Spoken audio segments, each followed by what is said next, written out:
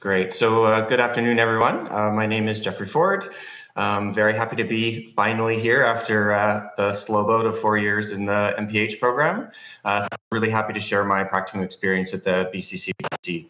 I would like to start by acknowledging that I'm currently on the unceded and traditional territories of the Musqueam, Squamish, and Tsleil-Waututh Nations. Just to share a little bit about me. Can you see me okay? Yeah, we can see you fine. We can hear you fine too. Sorry, I just got a notice up there, sorry. So I'd just like to start by sharing a little bit about myself and the practicum placement. This was a workplace placement for me, so I'm currently the Senior Practice Lead for STI Services at the BCCDC, but this was a placement within our Digital Health Services Division and then a partnership with our STI Clinical Services, which are based out of Vancouver. In short, it was really about kind of implementing a virtual care platform to provide HIV Prep services. So I'm just going to shift right over to my acknowledgements. There are many names here because there are many important people to this practicum placement. So the clinical services team was fantastic. Of note, my practicum supervisor, Devin Haig, was very patient with me balancing the priorities of my job with the practicum responsibilities, and Nigel in particular for being very patient with my competing schedules the last month and missing a deadline or two, so thank you. So here's the outline for today. I'm going to very briefly talk about HIV Prep. There was a great presentation yesterday that I think did a really good job covering that. And then I'm going to, I'll give you a brief definition of what I mean by virtual care. We use the Public Health Ontario Planning Health Promotion Programs framework to walk you through the pilot. And then I'm going to finish with some limitations and conclusions. So what I mean by HIV Prep is, in short, an antiretroviral that has been used. It's an older medication that was used to treat folks who have HIV with some other medications. But in 2016, Health Canada approved this for use as HIV Prep. So HIV Prep, when taken appropriately, is highly effective against HIV infections, upwards of 99% when taken appropriately. So it does have some really broad implications for reducing incidence at a population level if we can get it into the hands of the right people. My definition of virtual care for the purpose of this pilot was think Zoom with some extra bells and whistles. So the clients normally come in and see nurses or physicians in person. So this was a proposal to shift to a video conferencing service with some extra functionality. So clients could make and change appointments. There'd be secure file transfers so they can send requisitions, prescriptions, those types of things, all meeting kind of the health authority provincial privacy requirements. So the framework there, those were the steps we're going to walk through here. So over to step one, managing the planning process. I'm not going to walk you through all the stakeholders. There was quite a number that were involved. I will just say that this was probably the most important step for me in terms of finding the right group of stakeholders to involve and at what frequency and at what decision-making level. The core stakeholder group, which was really a group that I had to consult with frequently in terms of making decisions around workflows and where the decisions that I thought that were going to be okay actually work with the existing workflows of the clinic. Locating the physician champions and the nurses who really had an interest in moving this work forward was really, really crucial because there was a fair bit of time that was asked of them to contribute to making this project work. So the situational assessment was, looking at who's accessing PrEP in British Columbia.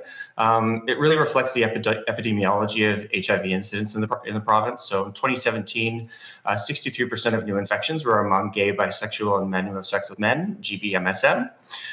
So really, as a consequence, the provincial program that was launched in 2018, one of the PrEP access pathways here I'm referring to, is largely targeted to GBMSM. So there is a criteria, an eligibility requirements, if you will, that you need to meet in order to access medication through this program. Of a really important note, and I can't speak to it too long in my presentation. I'm really happy to take questions after about this, but because it's really important that there actually was access for First Nations and Inuit peoples before this more broadly funded program in 2018. So when Health Canada approved PrEP for use in 2016, it was immediately available to people who had benefits through First Nations Health Authority or FNIB, which is the Canadian funding for Inuit peoples living in BC. It really was some missteps in terms of really pushing out that information and then letting the community know. But we have done some work that I would say under the Truth and Reconciliation umbrella since then to address that, but happy to take questions about that later.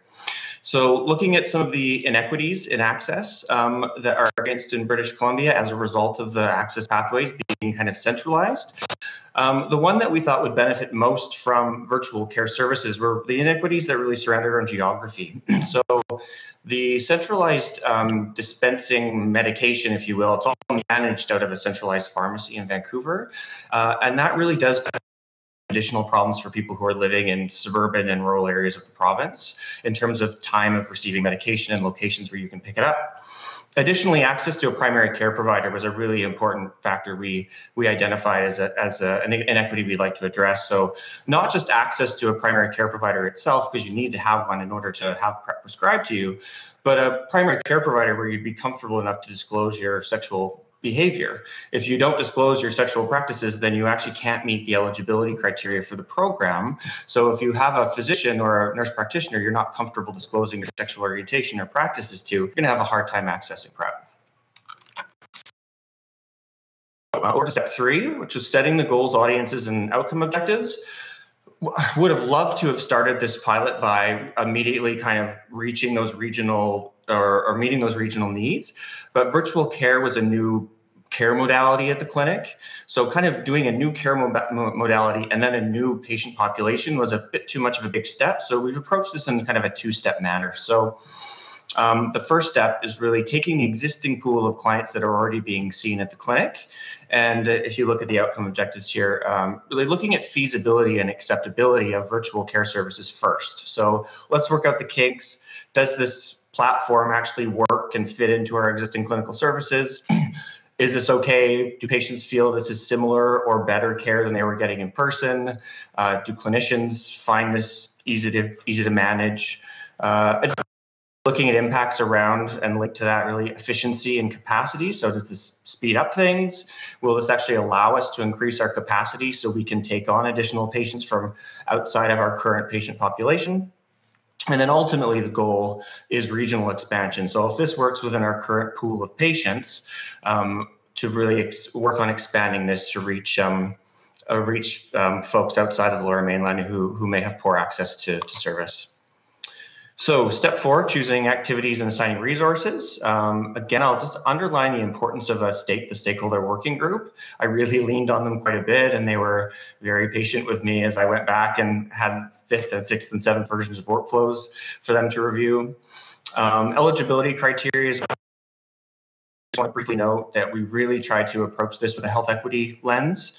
So looking at what were the existing barriers for clients who might not be having the best time coming in or missing appointments or going off their medications. So things like, living far from the clinic and having transportation issues, not having the financial resources to get to the clinic, comorbidities such as mental health or substance use that was impacting their ability to stay engaged.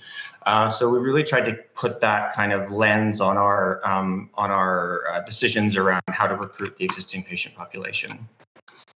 I'm not going to spend too much time developing indicators. I just want to mention that these were done, and here's a few of them you can read. Really, the pre and post evaluation, I played a part in kind of drafting that, but the digital health services team is really going to take the lead on the evaluation component. And in my role as practice lead, I'm going to continue to support that work whenever we get back to normal.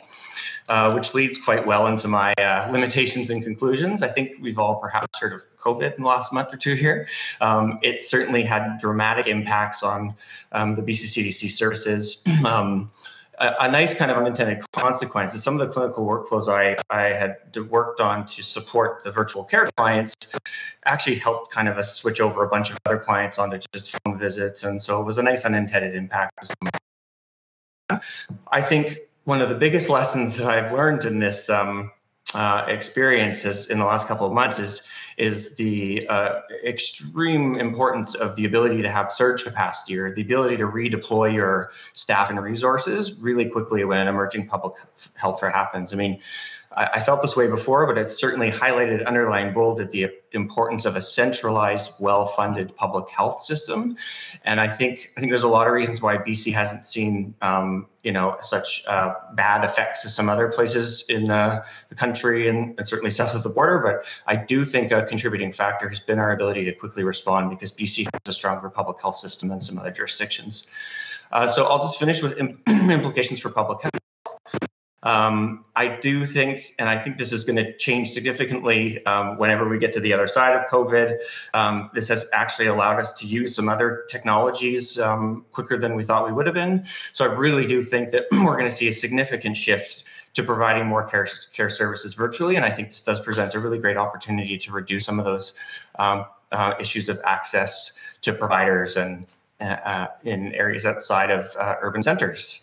And with that, made my time, and I'm happy to take any and all questions. Thank you. Wonderful, Jeff. Thank you so much. That was a really interesting presentation, and I really appreciate especially the your reflections in terms of how the project is faring as a result of the COVID situation, and the role of the BC CDC in helping all of BC to deal with that in the best way we can. Thank you so much. Okay, questions for Jeff?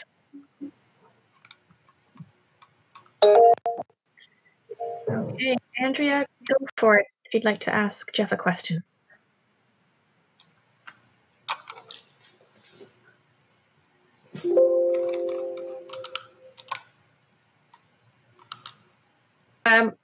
Okay, Andrea, would you like to put your question in the comment box, in the chat box rather, and I will read it out loud.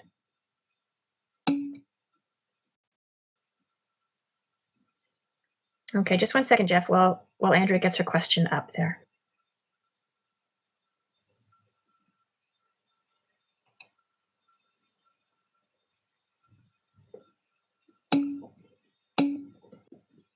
Any other questions or comments while Andrea's putting her question into the box? Oh, wait. Okay. So Andrea says, I just wanted to ask about what you said we could ask about. What? I'm not sure I understand that.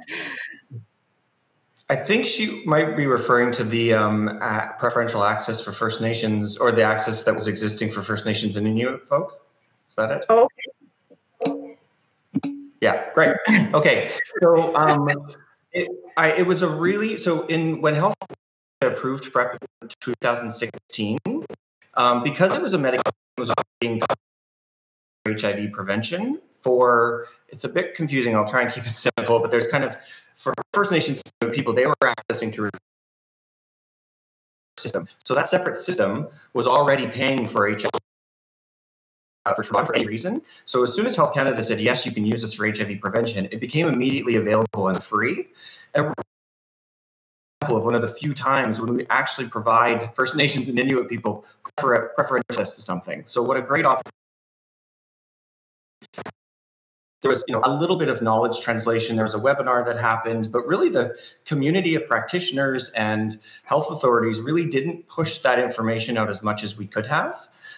So as a result of that, we've really done some work to, reflective work on looking, well, let's look back. I don't think anyone had the intentions of not, providing this information to community, but clearly we failed the community here. So we wrote a position statement and circulated it to a number of our provincial working groups. There was a media release that one of our community-based organizations, the CBRC, released to really do, an activity of truth-telling, if you will, around, look, there was access here and we didn't promote it as much as we could have.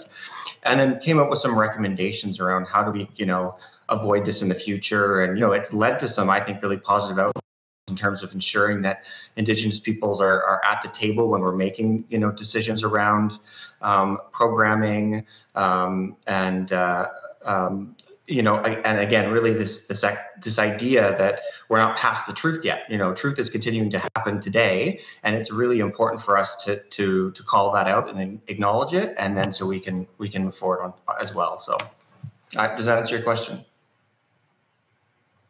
I think so. Yes, it does. Perfect.